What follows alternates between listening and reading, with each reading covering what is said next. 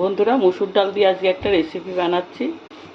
মুসুর ডালটাকে ভিজিয়ে রেখেছিলাম 1 ঘন্টা, এখন সিদ্ধ করে নিচ্ছি।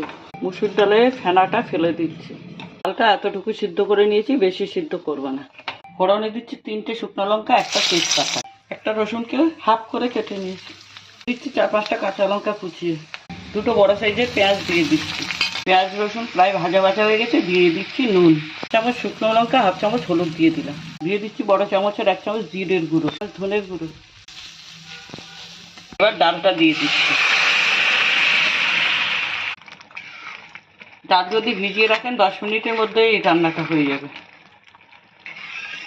ডালটা ফুটে গেছে, দিয়ে দিচ্ছি 1 চামচ কসুরি মেথি, আমার ঘরে তৈরি কসুরি মেথি। ডালটা একটু ঘনই হয়, এটাকে মুসুর ডালের তরকা বা মুসুর ডাল ফ্রাইও বলতে পারেন। আমার ডাল ফ্রাইটা হয়ে গেছে, এবার তুলে নিচ্ছি।